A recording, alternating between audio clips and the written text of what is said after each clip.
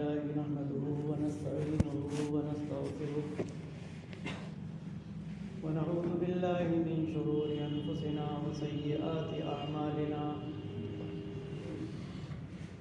من يهده الله فلا مضل له ومن يضلل فلا هادي له وأشهد أن لا إله إلا الله وحده لا شريك له وأشهد أن محمدا عبده ورسوله يا أيها الذين آمنوا اتقوا الله حق تقاته ولا تموتن إلا وأنتم مسلمون يا أيها الناس اتقوا ربكم الذي خلقكم من نفس واحدة وخلق منها زوجها وبث منهما رجالا كثيرا ونساء واتقوا الله الذي تساءلون به والأرحام إن الله كان عليكم رقيبا يا أيها الذين آمنوا اتقوا الله وقولوا قولا سديدا يصلح لكم أعمالكم ويغفر لكم ذنوبكم ومن يطع الله ورسوله فقد فاز فوزا عظيما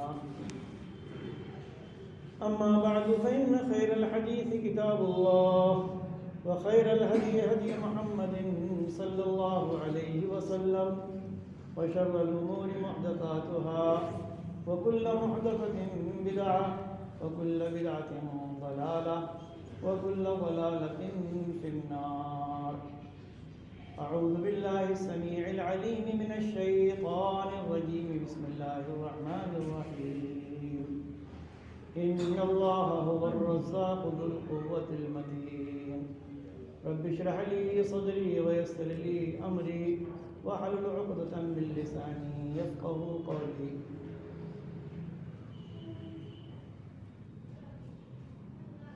حاضرین جمعہ،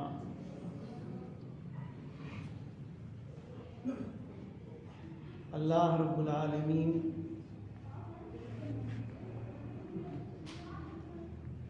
پوری کائنات کا خالق و مالک ہے، بے شمار خوبیوں اور صفات کا مالک ہے۔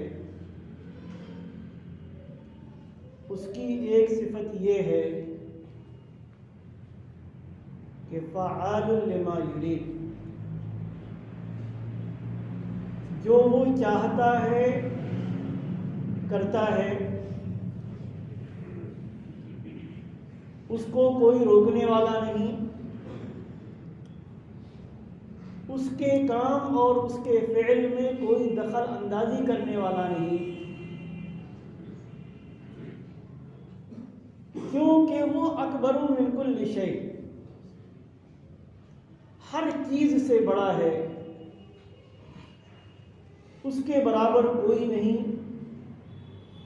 اور اس جیسا کوئی نہیں، اور وہ ایسی طاقت و قوت کا مالک ہے کہ کائنات کی بڑی سے بڑی مخلوق بھی اس کی طاقت کے سامنے کوئی حیثیت نہیں رکھتی۔ اس لیے اس کو کچھ بھی کرنے سے کوئی نہیں روک سکتا۔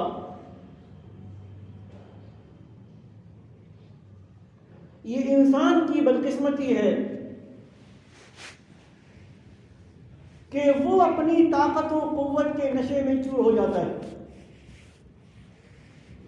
اللہ رب العالمین کی دی ہوئی نعمتوں کے حصول کے بعد اپنے آپے میں نہیں رہتا، اپنے جامے سے باہر ہو جاتا ہے، اور وہ یہ سمجھتا ہے کہ جو کچھ اس کو دنیا میں حاصل ہے وہ اس کے اپنے بلبوتے پر۔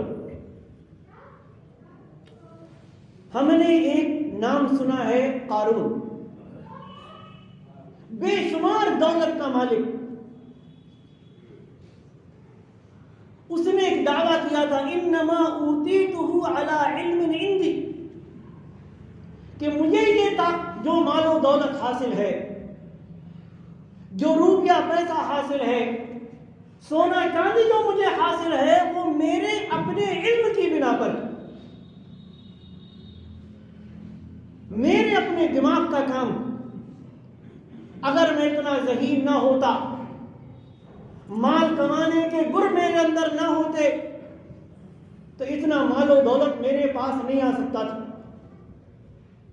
اور یہ صرف ایک انسان کا معاملہ نہیں، بے شمار لوگ، کبر وہیں سے تو پیدا ہوتا ہے، غرور وہیں سے پیدا ہوتا ہے، گھمنڈ وہیں سے آتا ہے کہ آدمی اپنی طاقت کے نشے میں، اپنی قوت کے نشے میں، اپنے مال کے نشے میں، اپنے عہدے کے نشے میں، اپنے منصب کے نشے میں اتنا چور ہو جاتا ہے کہ وہ ان نعمتوں کو عطا کرنے والے رب کائنات کو بھول جاتا ہے۔ اسی لیے وہ کسی پر ظلم کرتا ہے، کسی پر زیادتی کرتا ہے، کسی پر ناجائز مقدمے ٹھوکتا، کسی کو مارتا ہے، کسی کو زمین و جائیداد سے بے دخل کرتا، اور وہ بھول جاتا ہے کہ جس ذات نے اس کو یہ عطا کیا ہے وہ ان سب چیزوں کو لینے پر ہمہ وقت قادر۔ تاریخ ہم کو یہی بتاتی، اور وہ اتنی طاقت و قوت کا مالک کہ جب وہ پکڑتا ہے تب کوئی نہیں چھڑا سکتا۔ اخذ عزیز مقتدر، اللہ رب العالمین کی جب پکڑ آتی، اس کا جب کوڑا چلتا، اس کا جب عذاب آتا ہے تو بڑے بڑوں کو چھٹی کا دودھ یاد آ جاتا ہے، اور وہ اس کی طاقت کے سامنے کوئی حیثیت نہیں رکھتے۔ گزشتہ جمعے میں نے ذکر کیا تھا آپ حضرات کے سامنے قوم عاد و ثمود کا، بڑی طاقت و قوت کی مالک قومیں، لیکن جب اللہ کی بغاوت پر اتر آئیں تو رب کائنات نے ان کو قصہ پارینہ بنا دیا، ہمارے اور آپ کے لیے عبرت بنا دیا۔ اور اسی دنیا میں ایک شخص اور آیا جس کا نام سنتے ہی ظلم و زیادتی کی تصویر ہمارے اور آپ کے سامنے آ جاتی۔ اگر کوئی کسی پر ظلم کرے، زیادتی کرے، ناجائز کسی کو دبائے تو ہم کہتے ہیں یہ تو فرعون، وقت کا فرعون۔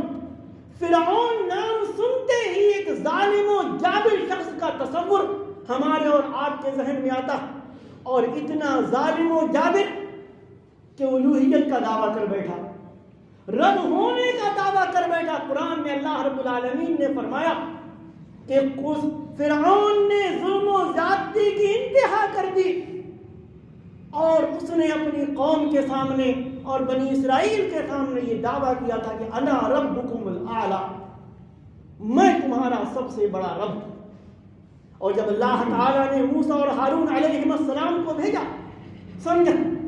سمجھایا، انہوں نے ہر طرح کے دلائل پیش کیے کہ رب تو نہیں، رب کوئی اور ہے جس نے تجھے بادشاہت دی ہے، جس نے تجھے حکومت دی ہے، جس نے طاقت و قوت دی ہے، جس نے تجھے یہ مصر کا بادشاہ بنایا۔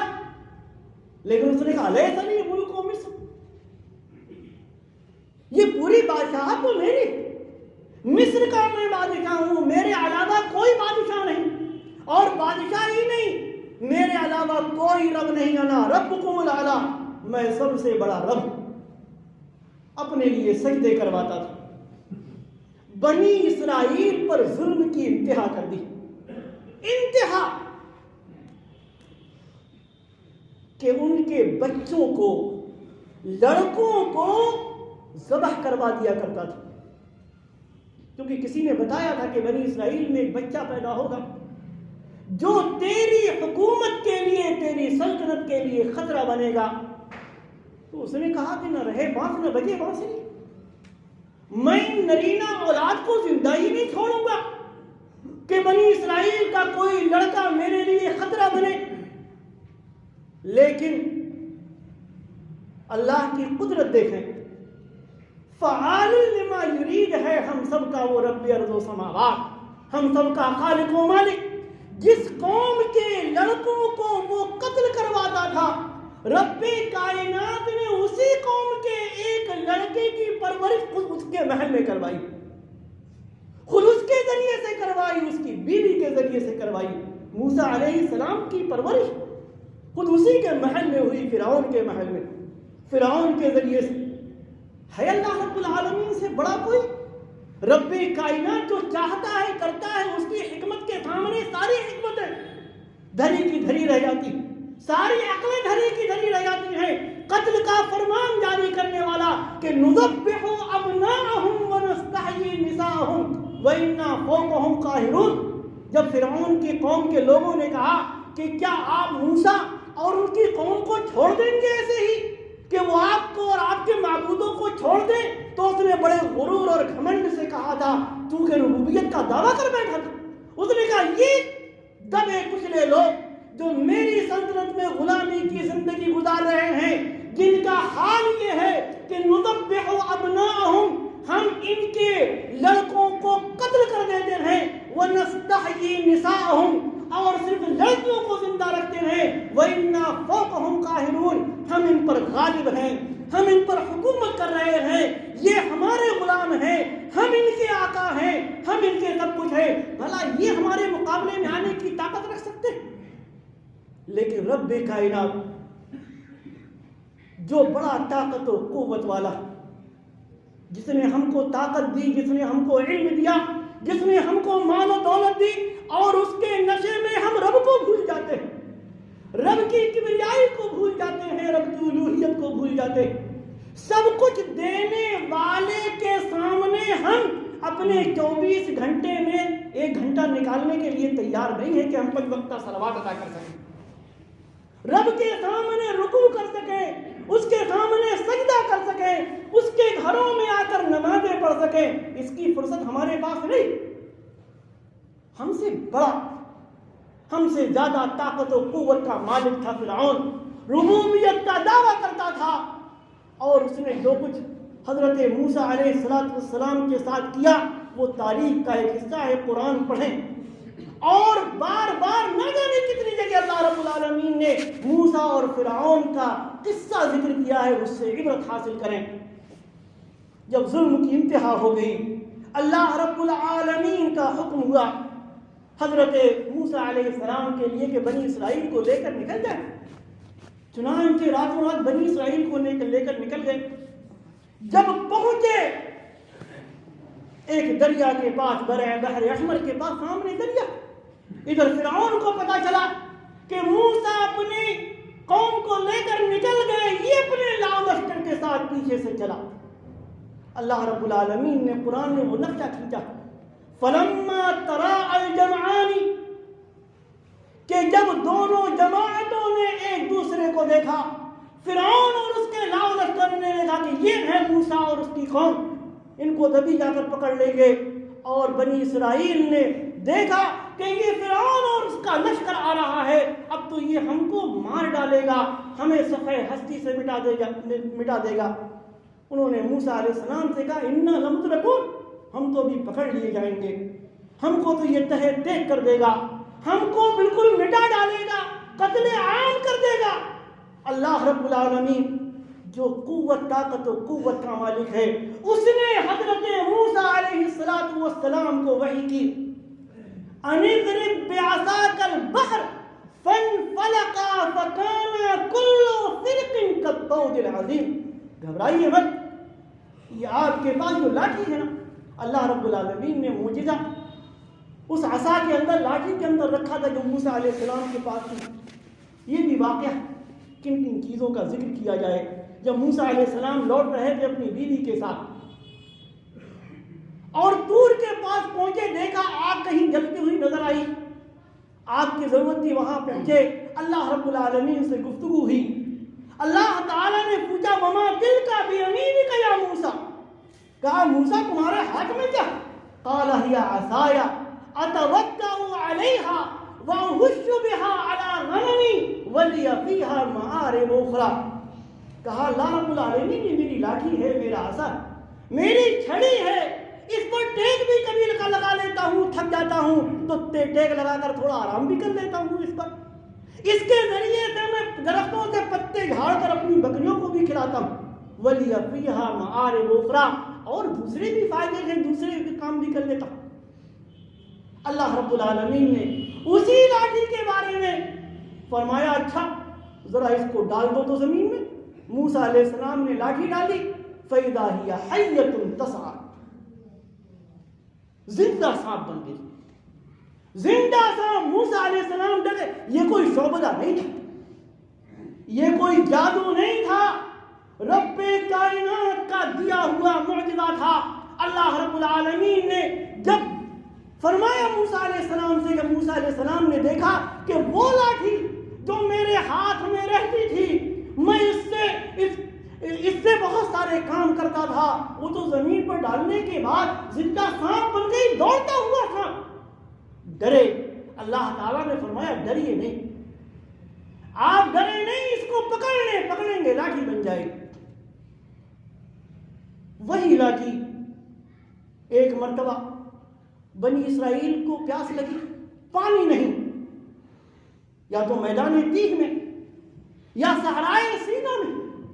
قوم نے پانی مانگا. موسیٰ علیہ السلام پریشان ہو گئے، کہاں سے پانی لائیں؟ اللہ رب العالمین کی وحی آئی. کیا؟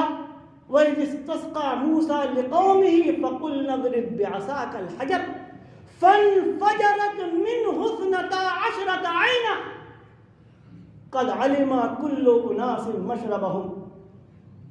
جب موسیٰ علیہ السلام کی قوم نے پانی مانگا، پانی تھا نہیں. اللہ رب العالمین نے فرمایا موسیٰ اپنی لاٹھی کو پتھر پر مارو. اور یوں موسیٰ علیہ السلام نے لاٹھی کو پتھر پر مارا. فَانْفَجَرَتْ مِنْهُ اثْنَتَا عَشْرَةَ عَيْنًا. 12 چشمے جاری ہو گئے. 12 چشمے. 12 خاندان تھے حضرت موسیٰ علیہ السلام کے ساتھ. قد علم كل اناس مشربهم. ہر خاندان نے دیکھ لیا کہ کس چشمے سے پانی لے. 12 چشمے اللہ رب العالمین نے. تو وہ لاٹھی جب پانی مانگا، رب کائنات نے حکم دیا کہ پانی کو، لاٹھی کو پتھر پر مارو، چشمے جاری ہو جائیں گے. 12 چشمے جاری ہو گئے. وہی لاٹھی موسیٰ علیہ السلام کے پاس اس وقت بھی تھی جب فرعون نے جادوگروں سے ان کا مقابلہ کروایا تھا. بڑے بڑے جادوگر بلائے تھے. اس موقع پر بھی اللہ رب العالمین نے حضرت موسیٰ علیہ السلام کو وہی حکم دیا تھا، یہ جادوگروں نے جو جادو دکھایا ہے آپ پریشان نہ ہو، لاٹھی کو زمین پر ڈالیں تو اژدہا بن جاتی. تلقف ما صنعوا. اور ڈالا انہوں نے اپنی لاٹھی کو زمین پر. حال کیا ہوا؟ تلقف ما صنعوا. جو انہوں نے شعبدے دکھائے تھے، لاٹھیاں اور رسیاں جو ڈالی تھی، جو اژدہے معلوم ہو رہے تھے، اللہ رب العالمین کی قدرت سے جب وہ لاٹھی زمین پر پڑی، اژدہا بن گئی. تلقف ما صنعوا. ان کی ساری کرتوتوں کو ختم کر دیا، سب کو نکل گئی. اور پھر اس کے بعد دیکھیں قرآن میں سارے جادوگر مسلمان ہو گئے، ایمان لے آئے حضرت موسیٰ علیہ السلام پر اور رب کائنات پر. کہ جادو نہیں ہو سکتا کیونکہ ہم سے بڑا جادوگر تو فرعون کی پوری سلطنت میں کوئی نہیں. وہی لاٹھی اس موقع پر بھی تھی کہ جب آگے بحر احمر اور پیچھے فرعون کا لشکر، حضرت موسیٰ علیہ السلام کی قوم نے کہا تھا انا لمدرکون، قال کلا انا معی ربی سیہدین. کہا نہیں، ہرگز نہیں، میرا رب میرے ساتھ ہے اور وہ ضرور میری رہنمائی کرے گا. رب نے رہنمائی کی کہ موسیٰ اب تک تو پتھر پر تم نے مارا، پتھر سے چشمے جاری ہو گئے، جو آگے تمہارے دریا ہے اس دریا میں اپنی لاٹھی مارو. دیکھو پھر کرشمہ اللہ رب العالمین کا، طاقت دیکھو رب کائنات کی. چنانچہ ماری انہوں نے لاٹھی. فانفلق فکان کل فرق کالطود العظیم. پانی پھٹ گیا پانی. ادھر بھی چٹان پانی کی کھڑی اور ادھر بھی چٹان پانی کی کھڑی. ہم نے اور آپ نے، دنیا نے اب تک پتھروں کی چٹانیں دیکھی، پتھروں کی چٹانیں. رب کائنات ذو القوت المتین ہے، طاقت و قوت والا ہے، اس سے زیادہ کوئی مضبوط نہیں. اسی کے حکم سے پانی چلتا ہے، پانی جاری رہتا ہے، پانی بہتا ہے. اسی رب کائنات نے، اسی طاقت و قوت کی مالک ذات نے حضرت موسیٰ علیہ السلام کے دریا میں لاٹھی مارنے کے بعد پانی کو حکم دیا کہ راستہ دے دے. فانفلقا فکانا کل فرق کالطود العظیم. چٹان کی طرح پانی کھڑا ہو گیا, راستے بن گئے اور گزر گئے موسیٰ علیہ السلام اپنی قوم کے ساتھ. یہ آیا تو دیکھا اس نے کہ صاحب تو بالکل دریا میں راستہ بنا ہوا ہے, اب تو موسیٰ اور بنی اسرائیل کو پکڑنے سے کوئی نہیں روک سکتا. چنانچہ وہ بھی آیا, کون؟ جو اپنے آپ کو معبود کہلواتا تھا, جو اپنے آپ کو موت اور زندگی کا مالک سمجھتا تھا, جو اب تک بنی اسرائیل کے لڑکوں کو ذبح کرواتا رہا تھا, جس نے طاقت و قوت کے نشے میں اور اپنی سلطنت و حکومت کے نشے میں اپنے بڑے معبود ہونے کا دعویٰ کیا تھا, وہ بھی آیا.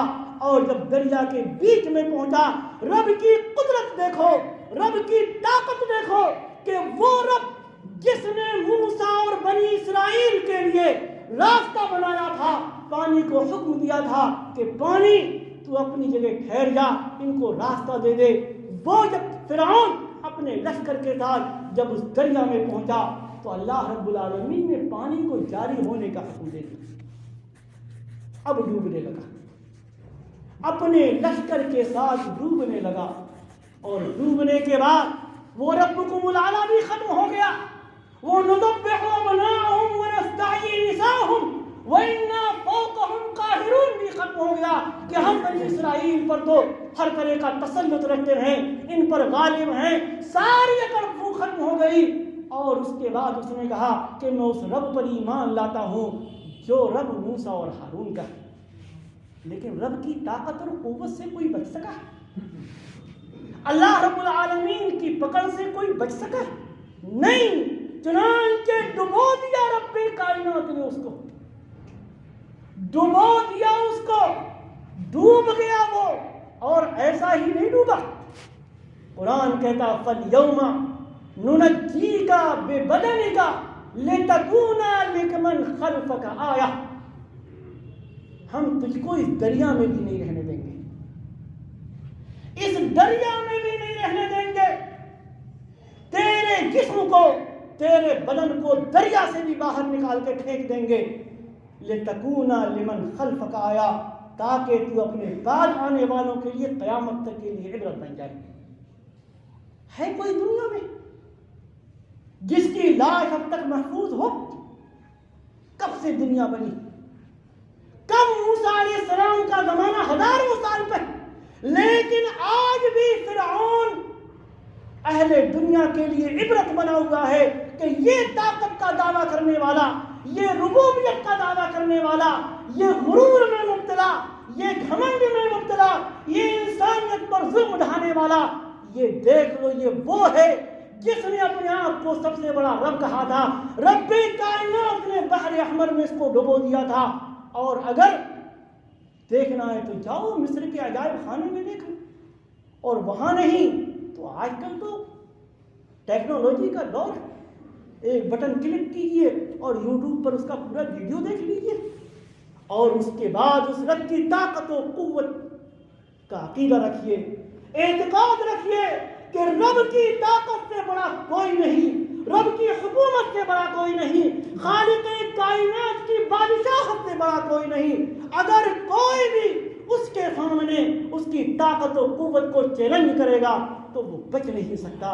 لوگوں پر ظلم ڈھانے والے, لوگوں کو غلامی کی زنجیروں میں جکڑنے والے, لوگوں کے ساتھ برا سلوک کرنے والے, اللہ رب العالمین ان کو بخشے گا نہیں. غزوہ بدر میں بھی ایک آیت, دوسروں کی بات نہ کرے, اپنی بات کر لے, اپنی تاریخ کی بات کر لے. غزوہ بدر میں بھی اس امت کا فرعون آیا تھا جس کو ابو جہل کہا جاتا ہے. ایک واقعہ ہوا, لشکر کے پیچھے, قافلے کے پیچھے اللہ کے نبی صلی اللہ علیہ وسلم اپنے چند ساتھیوں کے ساتھ گئے. مکہ والوں کو معلوم ہوا وہ 1300 کا لشکر لے کر نکلے. جا کر معلوم ہوا کہ لشکر قافلہ بچا کر نکل گیا. کچھ لوگوں نے سمجھایا ابو جہل کو کہ بھی قافلہ بچ کر نکل گیا ہے, اب آگے جانے کی کیا ضرورت. لیکن اگر تاریخ دیکھیں سیرت کا مطالعہ کریں تو اس امت کے فرعون ابو جہل نے کہا تھا کہ نہیں، ہم بدر کے مقام تک جائیں گے، وہاں ہماری عورتیں ناچیں گی، گائیں گی، ہم جانور ذبح کر کے خوشیاں منائیں گے، دعوتیں اڑائیں گے اور اپنی دھاک بٹھائیں گے، نہ صرف مسلمانوں پر بلکہ قرب و جوار کے لوگوں پر، کہ مکہ کے لوگوں سے ٹکرانا یا مکہ کے لوگوں کی مخالفت کرنا کوئی آسان کام نہیں۔ لیکن ہوا کیا؟ وہ اپنی پلاننگ کر رہا تھا، رب کائنات نے اپنی پلاننگ کی، وَمَكَرُوا وَمَكَرَ اللَّهُ وَاللَّهُ خَيْرُ الْمَاكِرِينَ۔ لوگ اپنی چال چلتے ہیں، رب کائنات اپنی تدبیر کرتا ہے اور اس سے بہترین تدبیر کرنے والا کوئی نہیں۔ اس نے وہ تو آیا تھا، اپنے لوگوں کے سامنے کہا تھا بدر تک جائیں گے، عرب والوں پر اپنی دھاک بٹھائیں گے، لیکن رب کائنات کی قوت، رب کائنات کے عذاب کا جب کوڑا چلا تو چند نوجوانوں نے، دو نوجوانوں نے، اور اگر آج کی قانون کے حساب سے دنیا کے ہم کہیں تو دو نابالغوں نے، کیونکہ آج کل تو قوانین کے حساب سے 18 سال سے پہلے کوئی بالغ مانا نہیں جاتا، اس لیے دو نابالغوں نے اس امت کے فرعون ابو جہل کو قتل کر دیا، اور وہ عبرت بن گیا کہ دیکھ لو رب کائنات کی طاقت و قوت کے سامنے کسی کی نہیں چلتی۔ کہنے کا مطلب یہ ہے کہ اللہ رب العالمین ذو القوت المتین، طاقت و قوت کا مالک ہے، اس لیے طاقت کے نشے میں، حکومت کے نشے میں، سطوت کے نشے میں، جاہ و منصب کے نشے میں، علم کے نشے میں، ٹیکنالوجی میں ترقی کرنے کے نشے میں اللہ رب العالمین کی ربوبیت کو نہ بھولا جائے، خالق کائنات کو نہ بھولا جائے۔ انشاءاللہ آگے جو میں ذکر کروں گا، اب تک تو ذکر ہوا تو جمعوں سے کہ رب کائنات اپنی طاقت و قوت کے ذریعے سے ظالموں کا سر کچلا، ظالموں کو سزائیں دی، ان کو عبرت بنا دیا۔ انشاءاللہ آگے بات یہ ہوگی کہ اللہ رب العالمین نے اپنی طاقت و قوت کے ذریعے سے اپنے نیک بندوں کو کس طریقے سے بچایا، کس طریقے سے ان کو نجات دی، کس طریقے سے لوگوں کے شر اور لوگوں کی پریشانیوں سے محفوظ رکھا۔ اللہ رب العالمین کی حاکمیت کو ہم اور آپ سمجھیں، رب کائنات کی طاقت و قوت کو سمجھیں، اور جب رب کی طاقت و قوت کو سمجھیں گے، اس کو اکبر من کل شے سمجھیں گے، اور یہ مانیں گے کہ ہمارا مال، ہماری دولت، ہمارا علم، ہمارا دماغ، ہمارا جاہ و منصب، ہماری جاہ و حشمت، ہماری عزت، ہمارا وقار، یہ سب رب کائنات کی دین ہے۔ جب آدمی اپنے دل میں یہ عقیدہ رکھے گا، اپنے دماغ میں یہ چیز گھسائے گا، تو رب کی وحدانیت کا وہ اقرار کرے گا، رب کا بندہ بن کر رہے گا، رب کے سامنے اکڑے گا نہیں، 5 وقتہ صلوات وہ ادا کرے گا کہ مجھے سب کچھ دینے والے اللہ رب العالمین نے 5 وقتہ صلوات میرے اوپر فرض کی ہے کہ جو پڑھنا میرے لیے ضروری ہے۔ اللہ رب العالمین ہمیں نیک عمل کی توفیق عطا فرمائے، ہمیں صحیح سمجھ عطا فرمائے، ہم مخلص بندہ بن کر رہنے کی توفیق عطا فرمائے۔ رب العالمین ہمیں ہر قسم کے غرور و گھمنڈ سے محفوظ رکھے، آمین۔ بارک اللہ لنا ولکم فی القرآن العظیم ونفعنی وإیاکم بالآیات والذکر الحکیم، انہ تعالی جواد کریم ملک بر